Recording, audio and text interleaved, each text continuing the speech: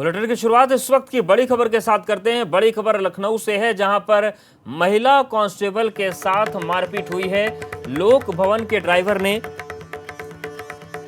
ये मारपीट की है और परिवार को भी घर में घुसकर पीटा है। ड्राइवर की गुंडागर्दी का वीडियो वायरल हो रहा है। गुंडवा थाना क्षेत्र के कन्हैया नगर की घटना है। तो ये तस्वीर आप देखिए, तस्वीर लखनऊ की है और कानून व्यवस्था को किस तरीके से ठेंगे पर कुछ लोगों ने रख दिया। लखनऊ में महिला कांस्टेबल से मारपीट की गई। लोक भवन के ड्राइवर ने मारपीट की है। परिवार को घर में घुसकर पीटा गया। ड्राइवर की गुंडागर्दी का वीडियो भी वायरल हो चुका है। गुंडवा थाना क्षेत्र के कन्हैया नगर की यह घटना है।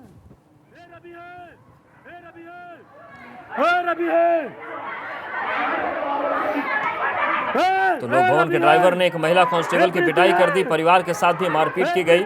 लखनऊ के गुंडवा थाना क्षेत्र के कन्हैया नगर की यह घटना है।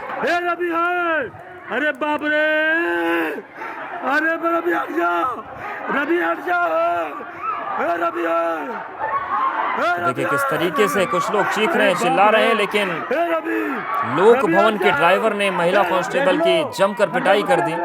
पत्रकार के घर में हमला कर दिया। अरे बाप रे, हमारी वाइफ को मारे हैं। अरे दादा मारे हैं, घर में घुसे हैं, घर में घुस के मारे हैं, घर में घुस के मारे हैं। इधर ग्रेटर नोएडा के जारजा थाना क्षेत्र में चोलस गांव के दो पक्षों में जमकर मारपीट हो गई। बच्चों में हुआ विवाद इतना बढ़ गया कि दो पक्षों में जमकर लात घूंसे चले। मारपीट की घटना सीसीटीवी में कैद हो गई। इस दौरान सोशल डिस्टेंसिंग की भी जमकर धज्जियां उड़ी। तो ग्रेटर नोएडा में भी जो बच्चों की स्कूल की लड़ाई का विवाद था वो बहुत बढ़ गया। दो पक्षों में जमकर लात घूंसे चले।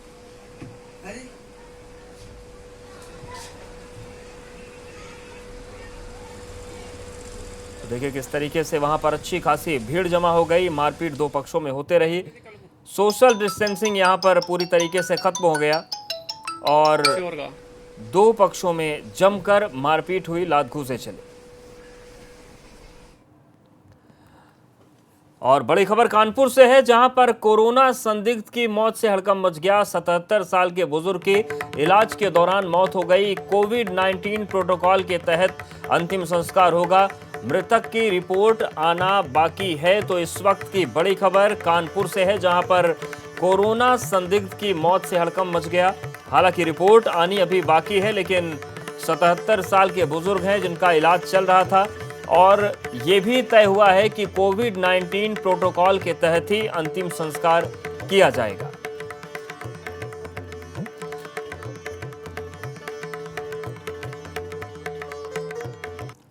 तो इस वक्त की बड़ी खबर कानपुर से है, जहां पर एक बुजुर्ग संदिग्ध की मौत हो गई। 77 साल इनकी उम्र थी।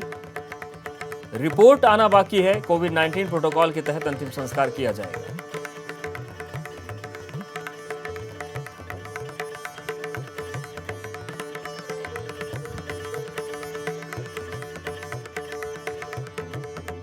तो बड़ी खबर कानपुर से है, जहां पर एक बुजुर्ग की इलाज के दौरान मौत हो गई। कोरोना संदिग्ध थे ये 77 साल के बुजुर्ग और इलाज के दौरान मौत हो गई। लेकिन अब कोविड-19 प्रोटोकॉल को ही फॉलो किया जाएगा अंतिम संस्कार के लिए। हालांकि मृतक की अभी रिपोर्ट आना बाकी है। कोरोना पॉजिटिव थे या निगेटिव थे, रिपोर्ट आने के बाद पता चलेगा। लेकिन फिर भी एहतियातन कोविड प्रोटोकॉल के तहत ही अंतिम संस्कार होगा। एबीपी गंगा संवाददाता प्रभात हमारे साथ जुड़ गए हैं। प्रभात, कहां पर इलाज चल रहा था और रिपोर्ट कब तक आ जाएगी? बिल्कुल आपको बताना चाहूंगा, जिस तरह से 77 वर्षीय बुजुर्ग बताए जा रहे हैं और ये कानपुर के एक निजी अस्पताल में इनका इलाज चल रहा था। जब वहाँ हालत बिगड़ी तो उसके बाद इनको हाईलाइट अस्पताल, जहाँ आइसोलेशन वार्ड है, वहाँ पे ले जाया गया, जहाँ पर इनका सिम्टम जो थे वो कोरोना से संक्रमण के दिख रहे थे, जिसके चलते इनकी जो रिपोर्ट्स है उसको सैंपल जांच रिपोर्ट के लिए भेजा गया। जो सैंपल था, लेकिन उससे पहले इनकी हालत बिगड़ी और उनकी मौत हो जाती, जिसके बाद अभी रिपोर्ट का जो स्वास्थ्य विभाग है वो इंतजार कर रहा है। और जो सीएमओ उनका कहना है कि रिपोर्ट आने के बाद ही साफ हो पाएगा जाएगा कि आखिरकार उनको कोरोना पॉजिटिव थे या नहीं थे। लेकिन फिलहाल एहतियातन के तौर पर जो अंतिम संस्कार है उसको पूरी कोविड-19 के जो प्रोटोकॉल है उसके तहत बाकायदा सील करने के बाद, सैनिटाइज करने के बाद ही उसका अंतिम संस्कार किया जाएगा और स्वास्थ्य टीम जो है उनको उस डेड बॉडी को उनके घर पर सुपुर्द करेगी जाके। तो साफ है कि संदिग्ध बताया जा रहा है, अभी रिपोर्ट के बाद ही क्लियर होगा कि जो मृतक है वो वाकई में कोरोना पॉजिटिव है या नहीं है। ये रिपोर्ट आने के बाद ही साफ हो पाएगा।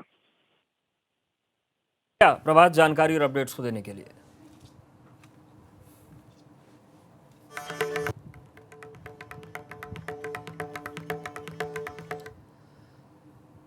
यूपी में कोरोना मरीजों का आंकड़ा 431 तक पहुंच गया है। 431 में से 32 को रिकवर होने के बाद डिस्चार्ज किया जा चुका है। अब तक 8,402 सैंपल भेजे गए हैं, जिनमें 94 की रिपोर्ट आना बाकी है। लॉकडाउन का सख्ती से पालन करवाया जा रहा है। जिनका ट्रीटमेंट चल रहा है, जो मेडिकल क्वारंटाइन है उसमें इस समय 8,671 लोगों को ऑब्जर्वेशन में रखा गया है। एक आ गया मेडिकल क्वारंटाइन में। अभी तक सैंपल की टेस्टिंग हुई है वो 9,041 सैंपल लोगों के टेस्ट हो चुके हैं। इसके साथ साथ उन्होंने कोविड-19 के नियंत्रण के लिए प्रभावित क्षेत्रों में संदिग्ध व्यक्तियों के जांच के लिए भी निर्देश दिया है और ये भी कहा है कि पश्चिमी उत्तर प्रदेश में ग्रेटर नोएडा और सहारनपुर में जांच की सुविधा स्थापित की जाए और हर जिले के लिए, जैसा कल बताया गया था, सैंपल कलेक्शन सेंटर्स के लिए भी उन्होंने निर्देश दिया है।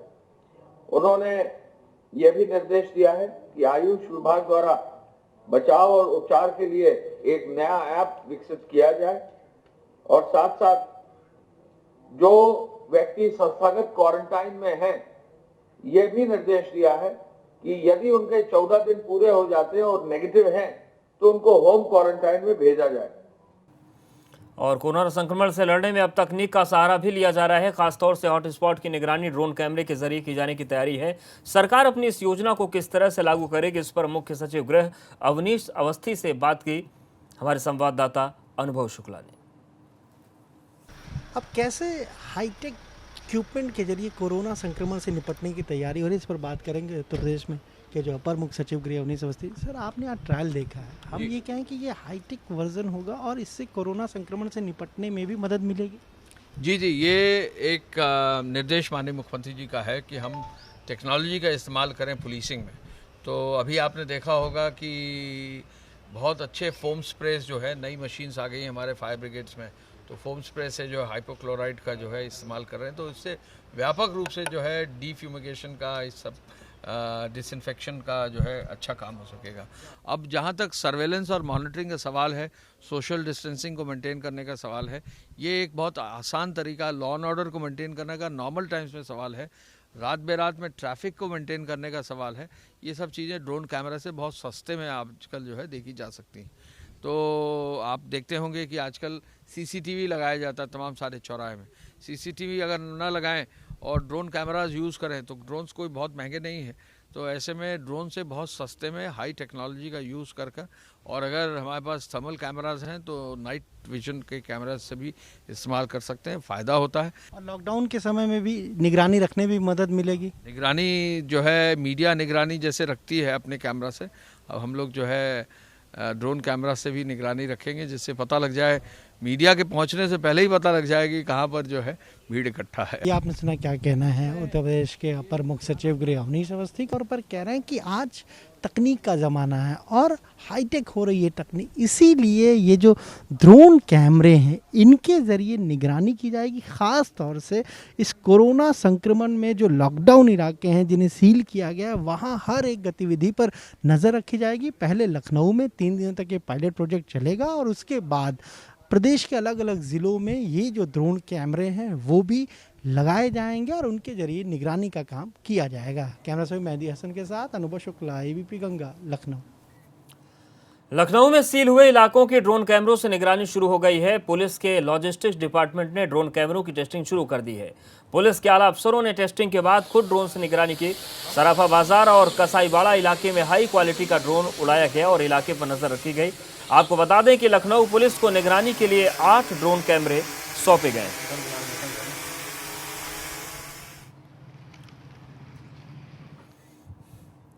यूपी की जेलों में मास्क के बाद पीपीई किट बननी शुरू हो गई है। जेल में बंद कैदी दिन रात पीपीई किट बनाने में जुटे हैं।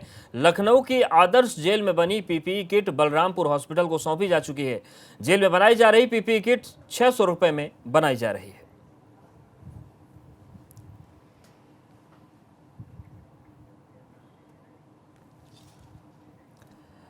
इधर बागपत के रटौल गांव में 4 नेपाली जमातियों के कोरोना पॉजिटिव पाए जाने के बाद गांव में अघोषित हॉटस्पॉट की स्थिति बनी है। गांव के बाहरी रास्तों को बंद करते हुए पुलिस का पहरा बिठा दिया गया है। आवश्यक वस्तुओं की होम डिलीवरी करवाई जा रही है। डीएम और एसपी ने गांव का दौरा कर अधिकारियों को लॉकडाउन का 100% लॉकडाउन का पालन करवाने का निर्देश दिया है।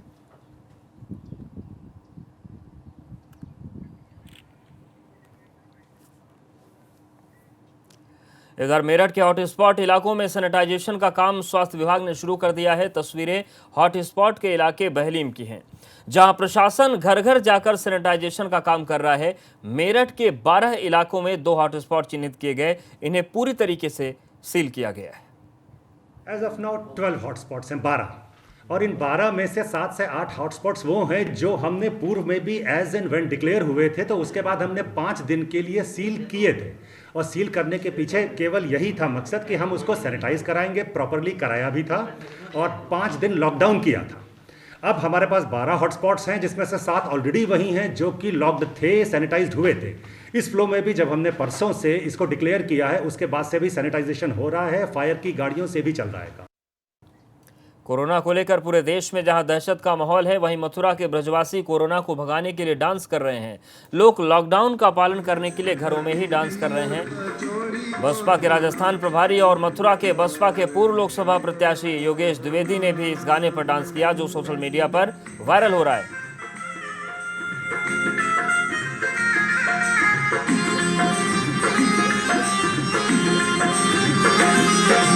घर में बैठे तरस रहे हैं लड्डू रबड़ी छेना तू, घर में बैठे तरस रहे हैं लड्डू रबड़ी छेना तू, पान मसालो बीत गयो है गाँव में। मथुरा पुलिस को लॉकडाउन का पालन करना भारी पड़ गया। दरअसल गोवर्धन इलाके में गांव भीमनगर में उस वक्त हड़कंप मच गया जब पुलिस को सूचना मिली कि कुछ जुआरी जुआ खेल रहे हैं। लॉकडाउन का उल्लंघन कर दुकानें खुली हैं। सूचना पर पहुंची पुलिस को देख ग्रामीणों और जुआरियों ने पुलिस टीम पर पथराव कर दिया, लाठी डंडों से हमला कर दिया, जिसमें एक पुलिसकर्मी घायल हो गया। फिलहाल इलाके को छावनी में बदल दिया गया है और हमलावरों की तलाश की जा रही है। परिक्रमा मार्ग में पड़ता है। सूचना मिली थी कि यहाँ कुछ लोग दुकान खोले हुए हैं, उसी के लॉकडाउन के चलते पुलिस फोर्स पहुंची थी वहाँ पर, उसी का उन लोगों ने विरोध किया और हमलावर हो गए। क्या जुआ भी कुछ लिया है? ऐसी सूचना मिल रही थी कि जुआ खेल रहे हैं कुछ वहीं घर के बाहर बैठकर, तो इसी सूचना पर पुलिस पहुंची थी। वहाँ पर कुछ लोगों ने बल प्रयोग करने का प्रयास भी किया और पुलिस के ऊपर जो है लाठी डंडे भी चलाए हैं, जिनमें पुलिस ने बल प्रयोग कर 10 लोगों को पकड़ा है, जिनमें से एक महिला भी है।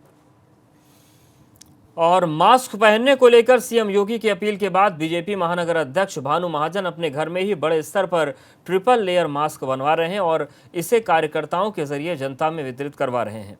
इस काम में उनकी पत्नी भी सहयोग कर रही हैं और खुद वो अन्य महिलाओं के साथ मास्क सिलाई मशीन के जरिए बना रही हैं। भानु महाजन के मुताबिक मास्क कोरोना वायरस से बचाव का सबसे बड़ा रक्षा कवच है, इसलिए अपने घर पर ही प्रधानमंत्री और मुख्यमंत्री की अपील पर वो मास्क बनवा रहे हैं।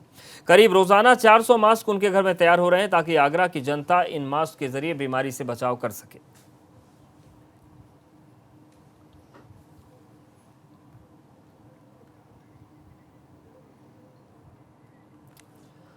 लॉकडाउन के दौरान हर कोई घर में है, बाहर निकलना मना है, लेकिन क्या सोचा है कि इस दौरान बच्चों की हालत क्या है जो एक पल भी घर पर नहीं रुकते। वो इन दिनों अपने लॉकडाउन के दिन किस तरह बिता रहे हैं, आइए आपको दिखाते हैं। बाहर मत जाओ। क्यों? मोबाइल के जाओ। क्यों? कोरोना वायरस लोगों को पकड़ लेता है, गले में फंस जाता है और बीमार पड़ जाता है। सारी कलर बावली तेरा आगे सारी छोरी से बलर बावली तेरा बैग फ्रंट तुम्हारे से करंट मैंने दिल में लगा।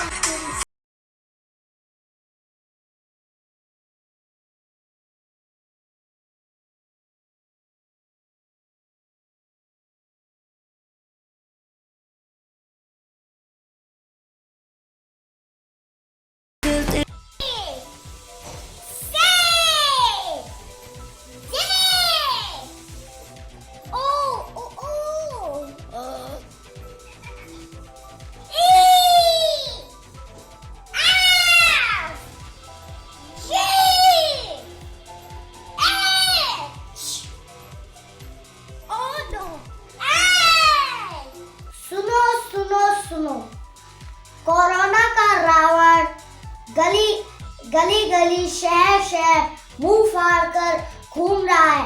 आप कोरोना वायरस से बचे रहें और साबुन से बार बार हाथ धोएं और सैनिटाइजर का प्रयोग करें और अपने मुंह पर मास्क लगा कर रहें।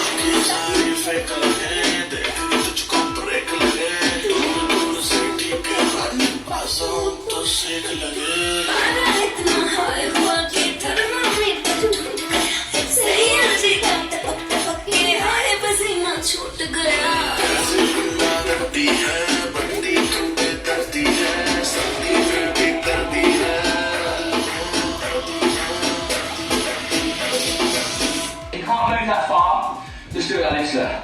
Just step. One step. Yeah, so one step. Nice and quick. Modi ji, आपने ये क्या महाभारत चैनल रखा है? कुछ बच्चों के लिए कार्टून चला दो, जैसे क्रिश, पेप्पा पिग। मैं तो इसे देख के बोर ही हो गई हूँ। और यहाँ पर वक्त एक छोटे से ब्रेक का है, फौरन हाजिर होते हैं।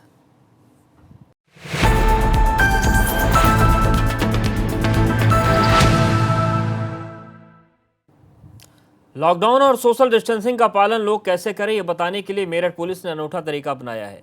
पुलिस ने तंग गलियों में साइकिल से पुलिसिंग की और लोगों को लॉकडाउन का पालन कराते हुए घरों में रहने की हिदायत दी और सोशल डिस्टेंसिंग बनाए रखने की अपील की। इधर पुलिस की इस मुहिम को लोगों ने खूब सराहा और पुलिस पर फूल बरसाकर उनका स्वागत किया।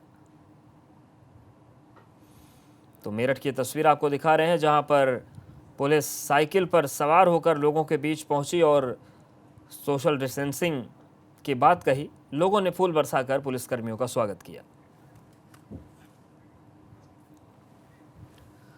फतेहपुर में सफाई कर्मचारियों को शहर के पटेल नगर चौराहे पर आरती और पुष्प बरसाकर उनका स्वागत किया गया। इस हौसला अफजाई से सफाई कर्मी काफी खुश दिखे। समाज सेवी संगठन के लोगों का कहना है कि इस महामारी में दिन रात अपनी सेवा देने वाले सफाई कर्मियों की आरती और पुष्प बरसाकर उनका हौसला अफजाई की गई है। ये फतेहपुर की तस्वीर है, जहां पर पुलिस वालों की आरती की गई, फूलों से उनको स्वागत किया गया और इसके साथ ही साथ जो सफाई कर्मी थे उनका भी फूल बरसाकर सम्मान किया गया।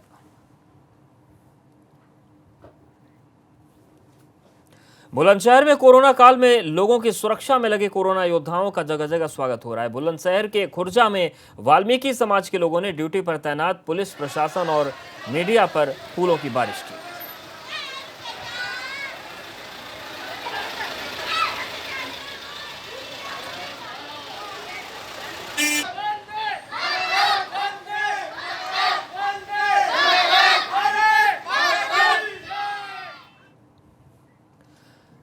वहीं प्रतापगढ़ में लोगों ने पुलिसकर्मियों पर फूल बरसाकर आभार जताया। रानीगंज सीओ अतुल अंजान जब बाजार में पहुंचे तो स्थानीय लोगों ने पुलिस की टीम का स्वागत किया। लोगों का कहना है कि कोरोना जैसी महामारी के वक्त भी अपनी जान की परवाह किए बिना लोगों की हिफाजत कर रहे हैं, इसीलिए सही मायने में आपातकालीन स्थिति में सेवा दे रहे लोग ही असली हीरो हैं।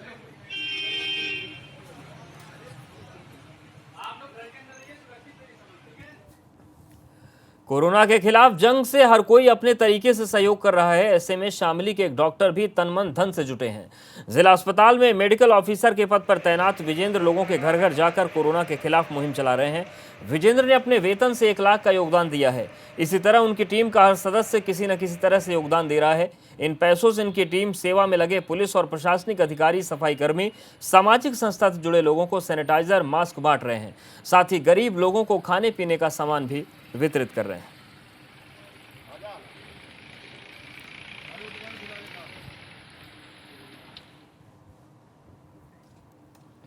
हाथरस के सादाबाद क्षेत्र के गांव मढ़नई में पैसों के लेन देन के विवाद में चचेरे भाइयों में जमकर मारपीट हो गई, जिसमें एक शख्स की मौत हो गई। मृतक लाखन सिंह आईटीबीपी का जवान था और अवकाश पर घर आया था। मारपीट में घायल होने के बाद उसे इलाज के लिए आगरा अस्पताल में भर्ती कराया गया, लेकिन उपचार के दौरान मौत हो गई। पुलिस ने 7 आरोपियों में से 2 को गिरफ्तार कर लिया।